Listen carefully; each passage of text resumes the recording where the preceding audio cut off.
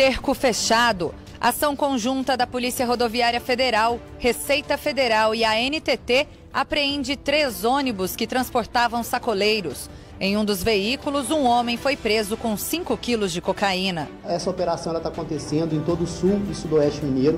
Ela não tem prazo para acabar. E a mercadoria apreendida até o presente momento, ela está na ordem de R$1 milhão. Ouro Verde. Cooperativa de café no sul de Minas bate recorde de negociações para o mercado futuro. Eu tenho em torno de 2.000 sacas vendidas já, agora é entregar a partir de setembro, tem setembro e tem junho. E saiba como vai funcionar o comércio nas principais cidades da Zona da Mata, sul e norte de Minas, durante o Jogo do Brasil, amanhã, contra a Costa Rica pelo Mundial da Rússia. Eles se entenderam e discutiram uma proposta alternativa para que o comércio possa funcionar normalmente, em pleno também atendimento à solicitação dos trabalhadores do comércio e dos empresários quanto os horários de jogos da Copa do Mundo, onde o Brasil compete.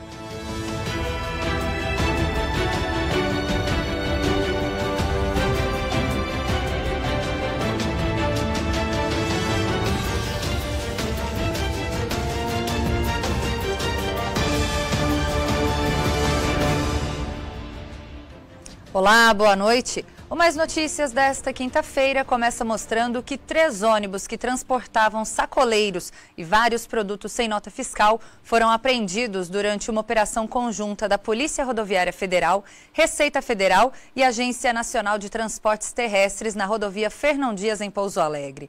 Na ação, um homem foi preso transportando 5 quilos de cocaína em um dos veículos.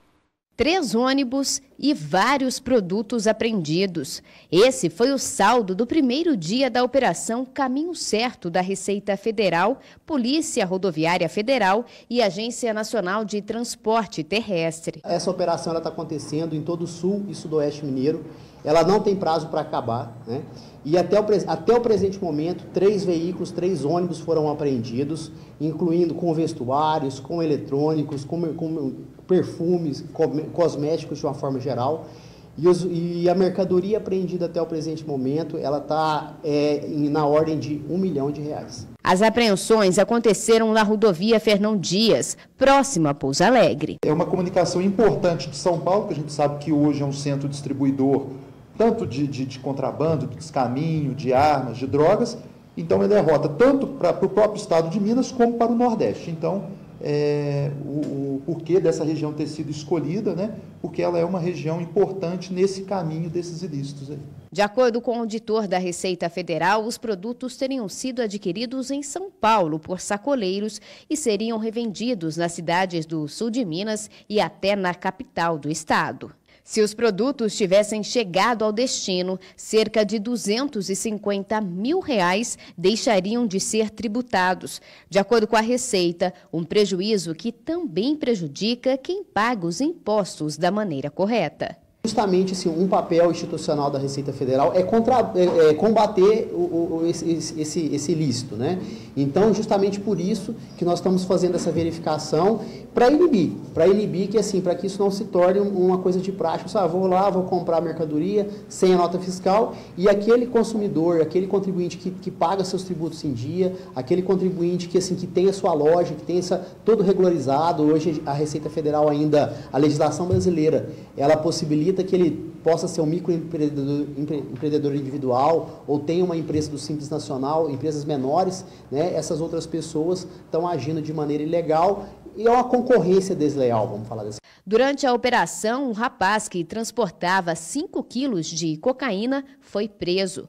Um cão farejador da Polícia Rodoviária Federal foi quem encontrou a droga na mochila do suspeito. Um jovem de 25 anos, em um ônibus de linha, né, de transporte regular, fazia a linha São Paulo-Petrolina, e ele trazia consigo em uma mochila 5 tabletes com aproximadamente 1 quilo cada um de cocaína. Além disso, um ônibus que transportava passageiros clandestinamente em mau estado de conservação foi autuado.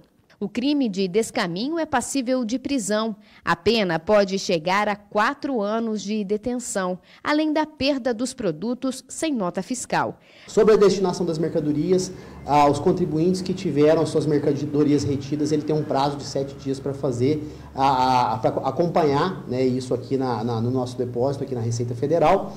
E após esse prazo, a gente vai dar o devido encaminhamento, e se ele não, ele tem 7 dias para apresentar as notas fiscais. Caso ele apresente as notas fiscais, as mercadorias são devolvidas. Caso não apresente, ela é dado o ato de perdimento e essas mercadorias elas são posteriormente leiloadas ou destinadas para outras instituições. As empresas de transporte tiveram os ônibus apreendidos. Os veículos só vão ser liberados depois do pagamento de uma multa de R$15 mil. Um homem foi preso suspeito de aplicar vários golpes em Leopoldina, na Zona da Mata. Segundo a Polícia Civil, o suspeito foi encontrado em Governador Valadares, no leste de Minas. Ele falsificou documentos e conseguiu fazer um saque de R$150 mil de precatórios, que são as indenizações pagas pelo Estado a uma empresa ou a uma pessoa. Esse estelionatário foi preso em Governador Valadares, no leste de Minas, mas agia em Leopoldina, aqui na Zona da Mata. Os policiais cumpriram um mandado de busca e apreensão e outros de prisão. O homem de 38 anos foi encontrado dentro de casa no bairro Santa Helena. Ele é suspeito de ter feito o saque de um precatório no valor aproximado de R$150 mil no dia 30 de maio em Leopoldina. E segundo a polícia, ele teria usado documentos falsos para fazer o saque do título da fazenda pública. Durante a ação foram apreendidos 2 celulares, 2 pendrives e um tablet. Policiais civis de Leopoldina e Governador Valadares participaram da operação. O suspeito está no presídio de Leopoldina à disposição da Justiça. A polícia informou que as investigações vão continuar para tentar identificar outros integrantes dessa possível organização criminosa. E agora, olha só esse flagrante de um furto em um supermercado no Triângulo Mineiro. Uma mulher pegou 6 quilos de toucinho e saiu sem pagar. A mulher entra no comércio empurrando o carrinho, anda tranquilamente pelos corredores e na frente dos caixas. Ela passa no açougue e pede 6 quilos de toucinho. Continua olhando outros produtos, mas não para comprar. Assim que percebe que não tem ninguém entre as prateleiras, abre a bolsa. Repare que ela estava no ombro. Rapidamente, coloca a carne lá dentro.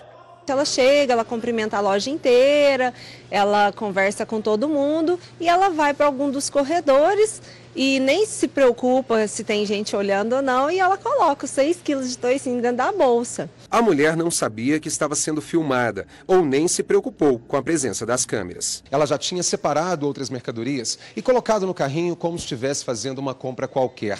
Ela teve tempo, ficou uns 15 minutos por aqui, chegou a pedir para o açougueiro cortar o toucinho em pedaços e separar em pacotes. Provavelmente para facilitar na hora de esconder a mercadoria dentro da bolsa. As funcionárias do caixa e a fiscal do supermercado, num primeiro momento, não desconfiaram de nada, mas ela sai e deixa o carrinho dando uma desculpa e que voltaria para fechar a compra. A gente imaginou, assim, mas ela saiu, não levou nada, né? Aí a gente voltou, viu o carrinho aqui sozinha, não veio mais. Aí ela foi embora, não voltou mais. Como ela não voltou, as funcionárias pediram para ver as imagens. E pelas cenas, deu para ver que ela não comprou nada e ainda deixou um prejuízo para trás. Ela não ficou desinibida, foi uma coisa até que nos surpreendeu, porque a loja estava cheia, todos os funcionários estavam na loja e mesmo assim ela conduziu o furto. Ainda segundo a gerente do supermercado, ela tinha a intenção de furtar outros produtos. Já tinha pedido para o açougueiro preparar outros 6 quilos de filé mignon. Mas a carne ficou. Sabia que não conseguiria carregar tanto peso e até volume dentro da bolsa. Se por aqui todos já são treinados para evitar os furtos, agora é preciso ainda mais atenção. Pede para que os funcionários chamem as pessoas pelo nome, cumprimentem, estejam todos mais atentos. 4 homens foram presos e um adolescente apreendido em Teófilo Otoni, no Vale do Mucuri. Eles são suspeitos de sequestrar 2 pessoas. Uma das vítimas é filho de um policial. O sequestro relâmpago das 2 vítimas aconteceu na periferia de Valadares, próximo ao Instituto Técnico Federal. Foram amarradas e abandonadas numa pedreira na periferia de Governador Valadares. Os bandidos montaram uma barreira na estrada para impedir a passagem do veículo. A Polícia Militar de Valadares foi avisada e começou um acompanhamento tático. Ao chegar em Teófilo Otoni, havia uma barreira no posto da Polícia Rodoviária Federal.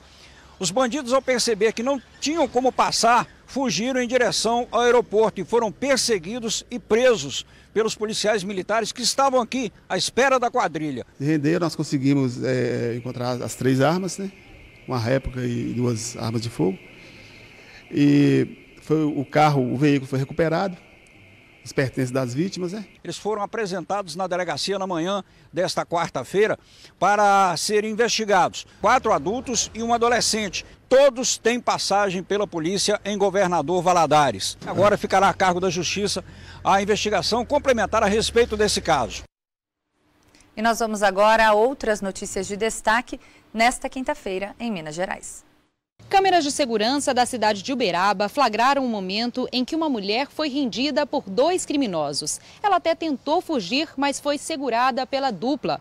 Os bandidos levaram o carro da vítima e ela só foi liberada minutos depois em um canavial próximo à cidade. A polícia ainda não identificou os autores. De Uberlândia, Maria Clara Barros. Presos de Patinga são transferidos para a penitenciária de Ipaba, no Vale do Aço. Após uma decisão da Justiça da comarca de Patinga, todos os presos que estavam detidos na delegacia no centro de Patinga foram transferidos para a penitenciária Dene Moreira de Carvalho, em Ipaba. Ao todo, são 25 detentos que, segundo o juiz Fábio Torres, deverão ser transferidos para outras unidades do Estado em até 72 horas. A Secretaria de Estado de Sistema Prisional ainda não se pronunciou sobre a situação. As unidades prisionais do Vale do Aço estão superlotadas. Fran Ribeiro, de Governador Valadares.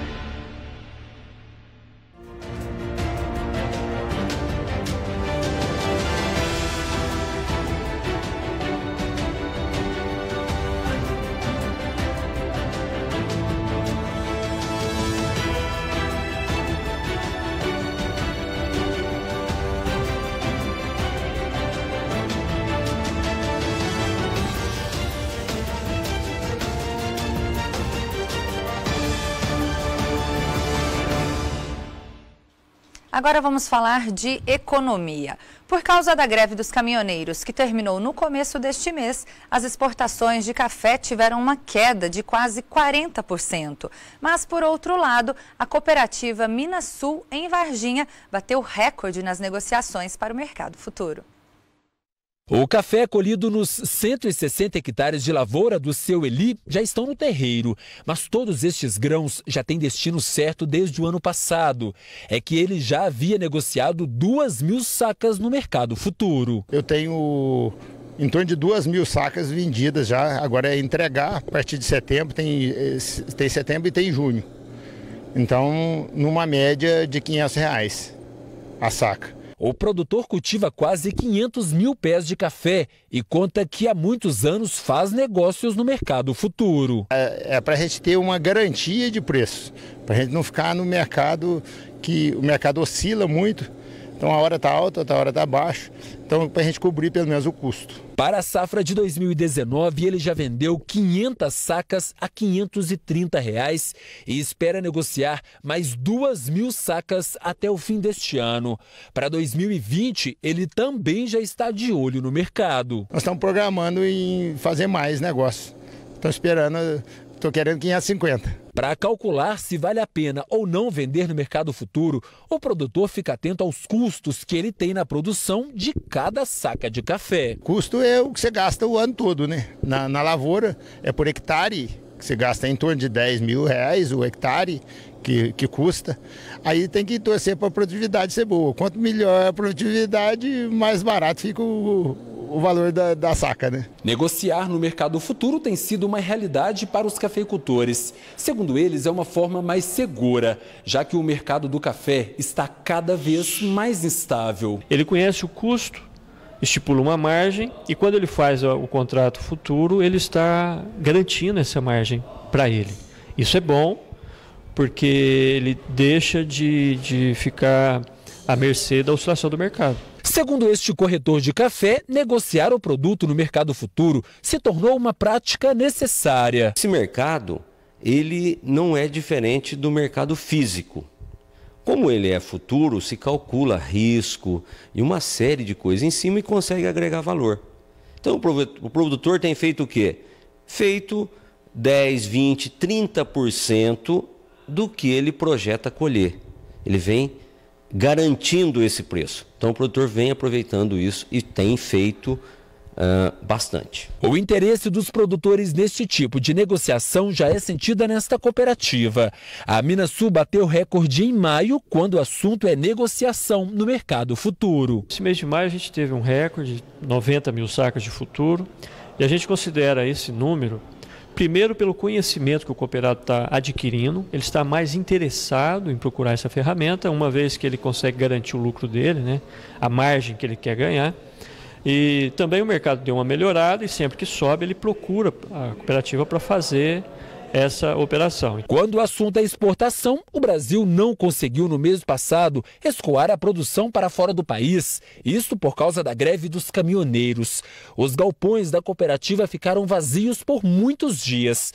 Mas já os contratos firmados para exportações futuras também bateram recorde. Uma coisa que caiu no mês de maio foram os embarques, caiu de modo geral no Brasil. Outra coisa são as contratações de novas vendas. Então, nós tivemos 45 mil sacas de novas exportações contratadas. Esse café ainda não está fixado, grande parte é para o ano que vem. Ele acredita que mudanças dentro da própria cooperativa influenciaram para que esses números fossem positivos. O foco passou a ser a própria exportação e um foco maior no mercado futuro, visto que dá uma maior rentabilidade para os produtores. Então, todos esses volumes, tanto na exportação quanto no mercado futuro, é uma mudança estratégica da empresa. Ela está procurando novos mercados, novos rumos e deixando de fazer aquilo que é simples e procurando algo mais sofisticado. Logicamente tem mais risco, mas o risco traz um valor agregado junto que está sendo repassado para os produtores. E uma pesquisa revelou que mais de 60 milhões de brasileiros estão endividados. Muitos recorrem aos empréstimos consignados. O problema é que grande parte não consegue honrar as parcelas e fica com o nome sujo. A aposentada que prefere não mostrar o rosto conta que faz empréstimos há muitos anos. Eu vou tomar particular. Depois regularizei, paguei os negócios todos quando eu aposentei.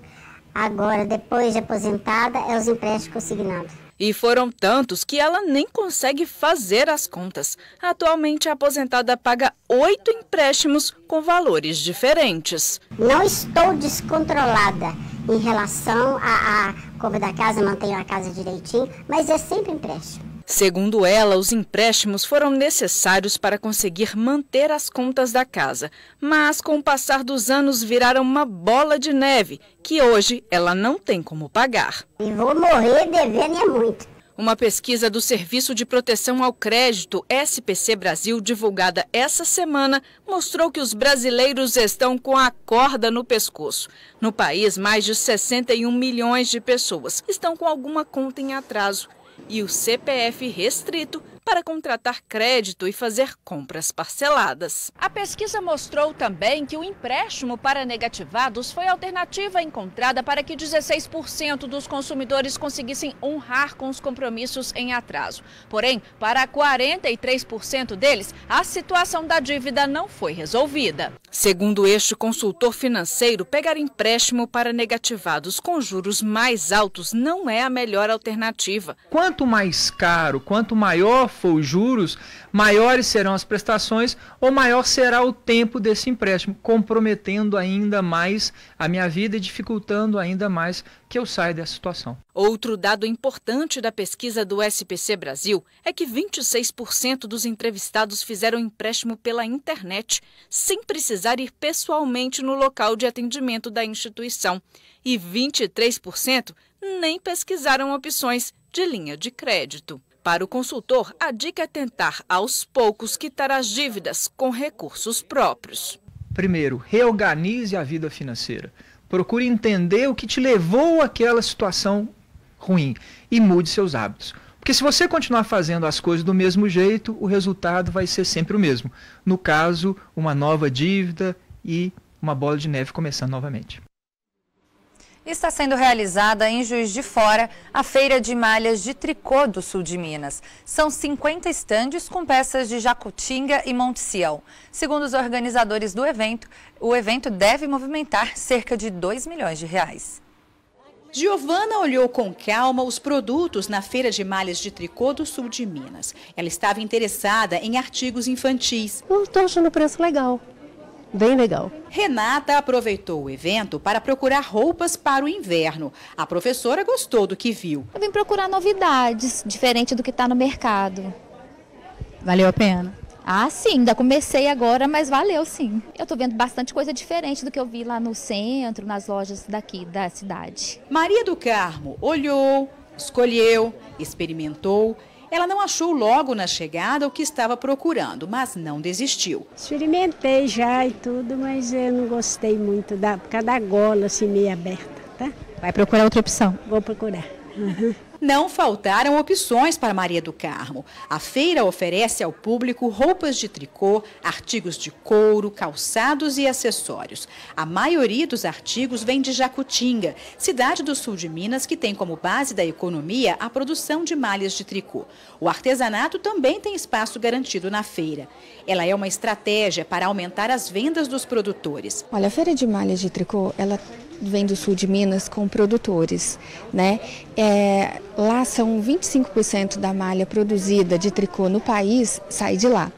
A Feira de Malhas, ela traz uma feira de varejo e ela é uma injeção na nossa economia, né? Então a gente tem o contato direto com o consumidor final e faz esse giro da economia. Para os 10 dias de evento foram gerados cerca de 100 empregos temporários em Juiz de Fora. A gente tem a preocupação em o serviço todo da cidade, gerar emprego, né? A montadora é local, a praça de alimentação é local, cada expositor contrata no mínimo uma vendedora temporária do local, então é uma troca. O público encontrou espaço para olhar os produtos e escolher.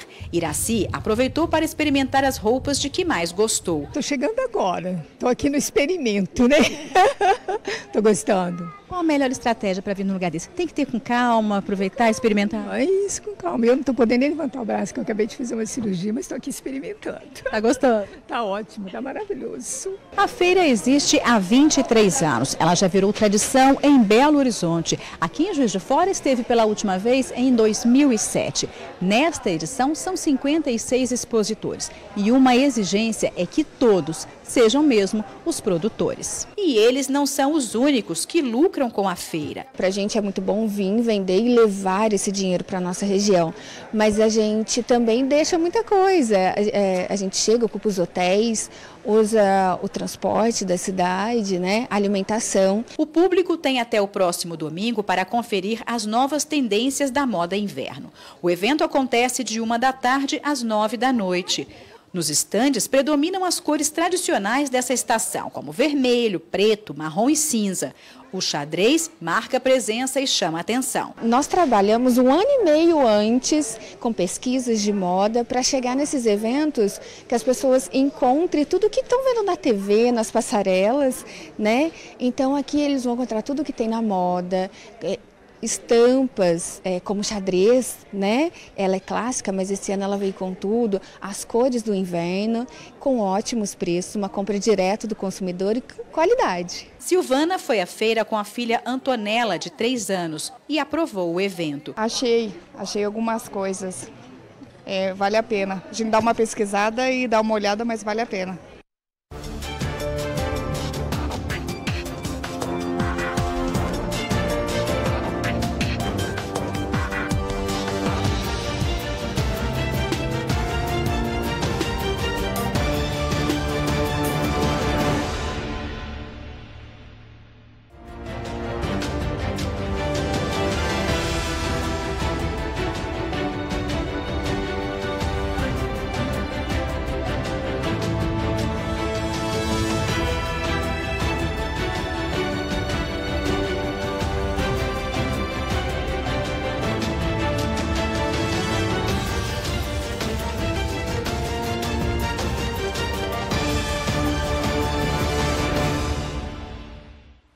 As brigas entre alunos nas escolas se transformaram em um problema sério de segurança pública. E essa violência, muitas vezes, é incentivada pelos pais que chegam a registrar as agressões dos filhos com câmeras de celulares. Muito mais que puxões de cabelos. Neste vídeo, uma das adolescentes dá golpes com uma faca na outra. Elas caem no chão. A mulher de amarelo que aparece na imagem é mãe de uma das meninas. Ela incentiva a agressão. As duas estão com o uniforme de uma escola estadual de Belém do Pará. Este caso foi em Osasco, na Grande São Paulo. Uma adolescente é agredida por várias outras. Ela está deitada no chão com uma menina em cima, enquanto outras chutam a cabeça dela. Não, deixa, oxe.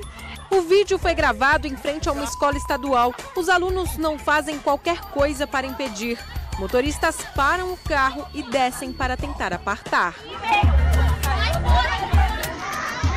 Este outro caso aconteceu na cidade de Viamão, no Rio Grande do Sul.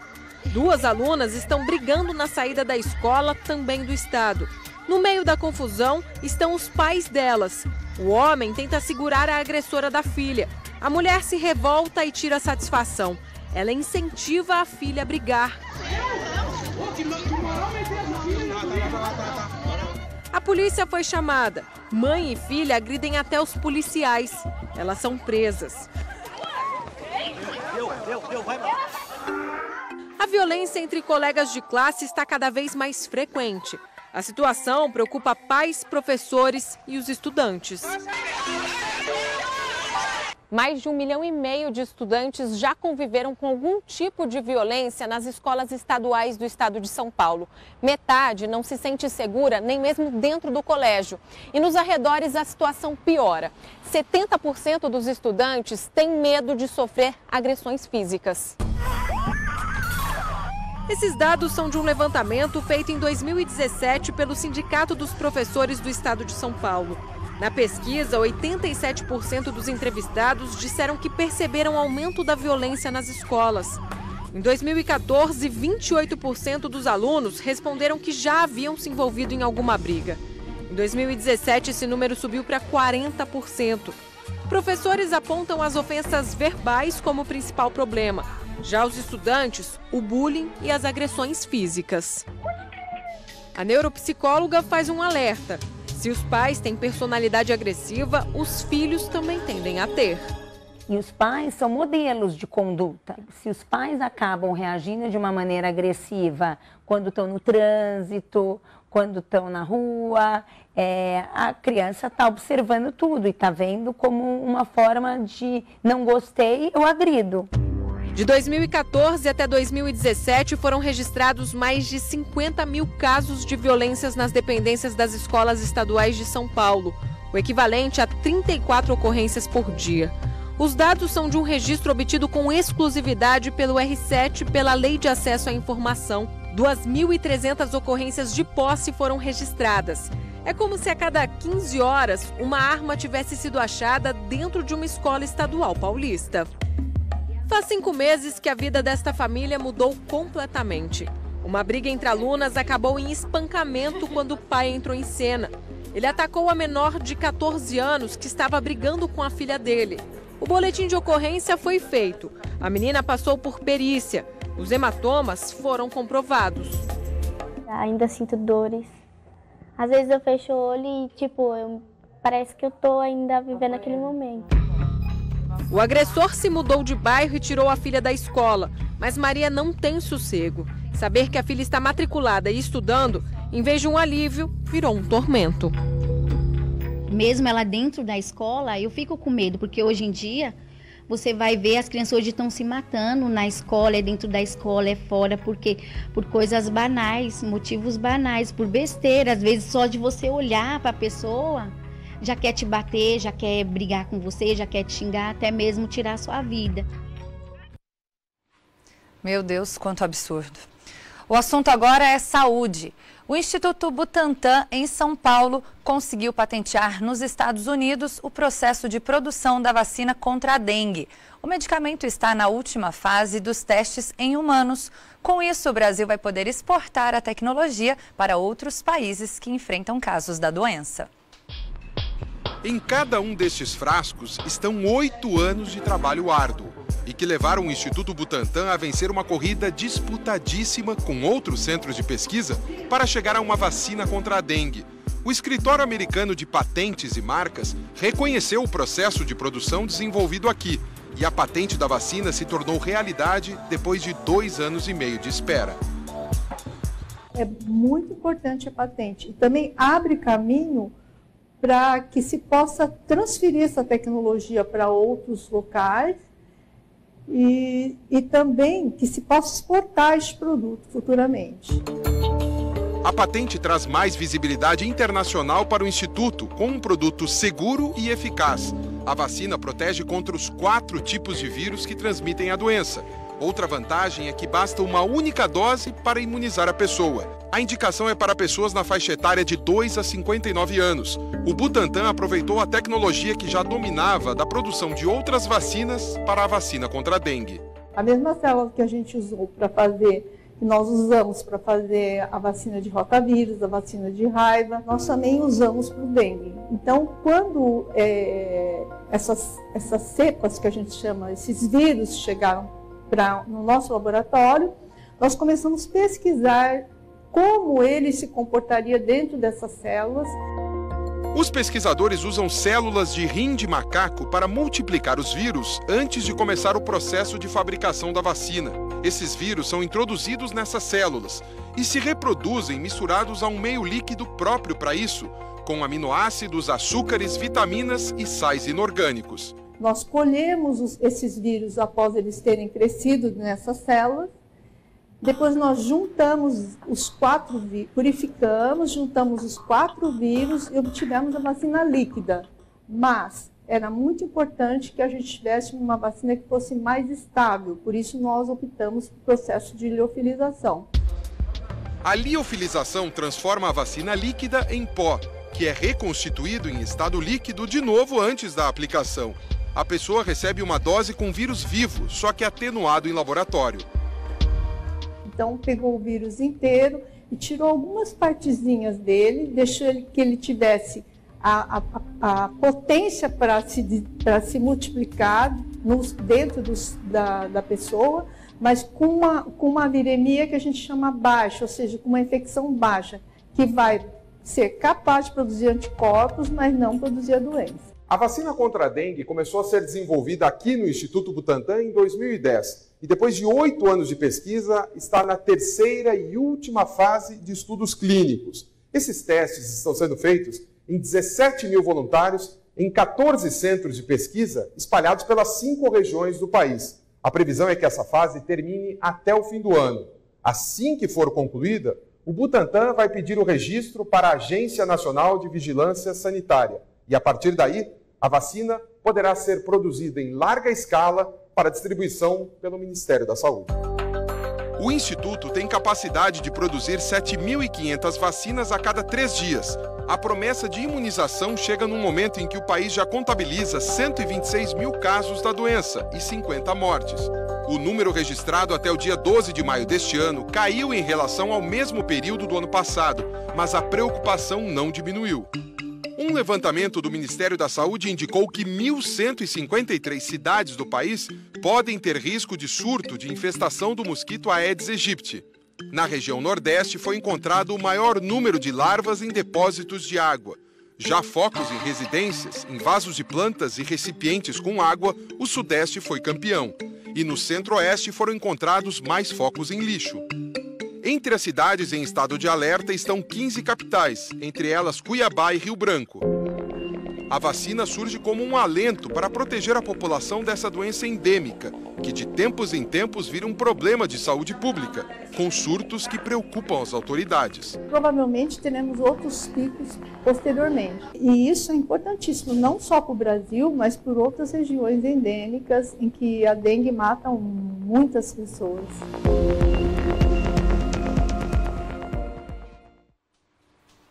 O Corpo de Bombeiros atende, em média, 48 chamadas por mês de ocorrências referentes à obstrução de vias aéreas de bebês em Minas Gerais. Na maioria dos casos, os pais são orientados por telefone sobre o que fazer, mas conhecer a técnica usada pelos bombeiros pode facilitar a fazer os primeiros socorros. Você sabe o que fazer se um bebê engasgar ou tiver as vias respiratórias obstruídas? Como é que tem que fazer? Assim, né? Colocar de cabeça para baixo? Cada um diz ter uma técnica diferente. Viraria assim, apertaria a barriga. Pega aqui, faz assim, ó, batidinha assim. A Vanessa passou por uma situação parecida com a filha dela. Ela estava com um anel dentro da boca, já estava indo para a garganta. Eu virei ela de cabeça para baixo, ela cuspiu um anel e bateu nas costas. Todos os meses, os bombeiros recebem, em média, 48 ligações com ocorrências desse tipo. O sargento Augusto, por exemplo, orienta a pessoa do outro lado da linha. E acredite, todas as pessoas que nós mostramos na reportagem fizeram a técnica da maneira incorreta. Com a palavra, o sargento Robson de Paula, especialista no assunto. Segundo ele, a primeira recomendação é manter a calma. Então eu passo a minha mão e seguro, deixando a boquinha dele aberta, deixo a cabeça mais baixa que o bumbum e faço 5 pancadas entre as escápulas ou omoplatas.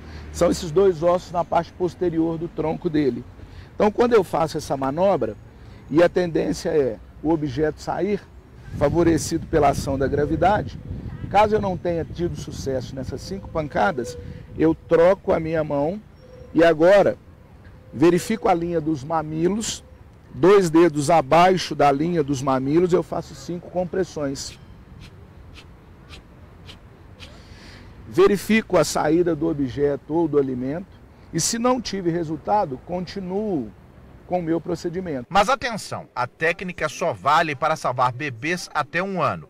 Caso necessário, é possível fazer o salvamento sentado. Qualquer sinal de responsividade mostrado por ele, ou seja, se ele voltar a chorar, se ele voltar a respirar, o interessante é colocar este bebê para o lado esquerdo, no meu colo, é a chamada posição de recuperação, e procurar um serviço de emergência. Em último caso, é preciso reanimar a criança. Caso esse bebê fique inconsciente, a manobra que eu vou fazer agora é a manobra de compressão torácica. Então eu vou fazer repetidas compressões abaixo da linha dos mamilos durante 2 minutos. Verifico, mais 2 minutos e aciono o serviço de emergência. A técnica, em geral, dá certo e salva vidas, tanto que o próprio sargento a usou com uma sobrinha. Ela se engasgou comendo um frango assado e, em decorrência dos conhecimentos repassados, né, e adquiridos, foi possível desobstruí-la. Então a manobra é eficaz. E chegou a hora de falar de um produto que todo mundo ama. É o Disney Junior Play, os personagens incríveis da Disney no seu celular. Envie agora um SMS grátis com DJ para o número 7700 que aparece aí na sua tela. Você não paga nada para enviar a mensagem e concorre a uma viagem para você e mais 4 acompanhantes para os parques da Disney em Orlando, na Flórida. Envie agora DJ para 7700 e concorra a uma viagem para a Disney com tudo pago para você e sua família. Tem vídeos, jogos e tem sorteio de uma viagem dos sonhos. Disney Junior Play, Universo Disney no seu celular. Nós vamos agora à previsão do tempo e um rápido intervalo.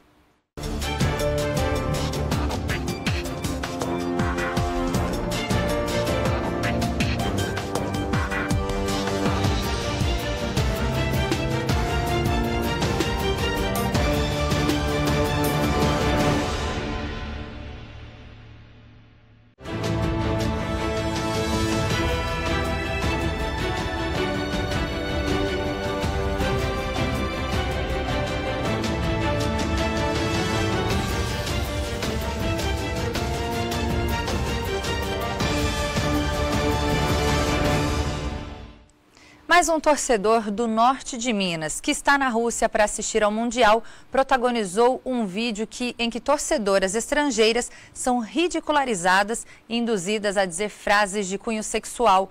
O homem que aparece nas imagens foi identificado como Tiago Botelho. Ele é um empresário de Januária. Loura! Loura!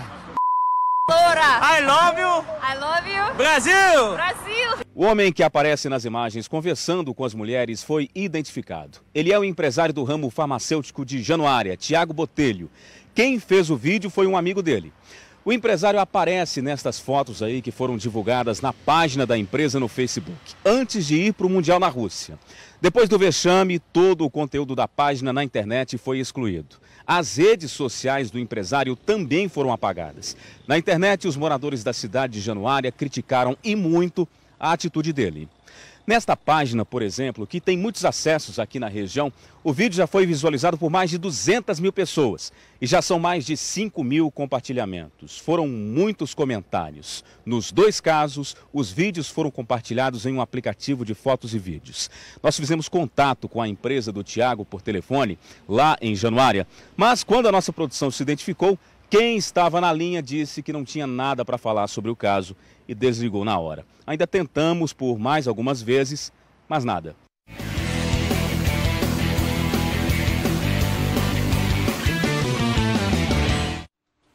Futebol Mundial da Rússia. Alguns grupos já tiveram os segundos jogos da primeira fase e tem seleção já classificada para as oitavas de final. Pelo grupo A, a Rússia e o Uruguai garantiram a classificação. Pelo grupo B, Espanha, Portugal e Irã têm chances de classificação, mas será decidido no último jogo da primeira fase, na semana que vem. Hoje pela manhã, pelo grupo C, Dinamarca e Austrália empataram em 1-1.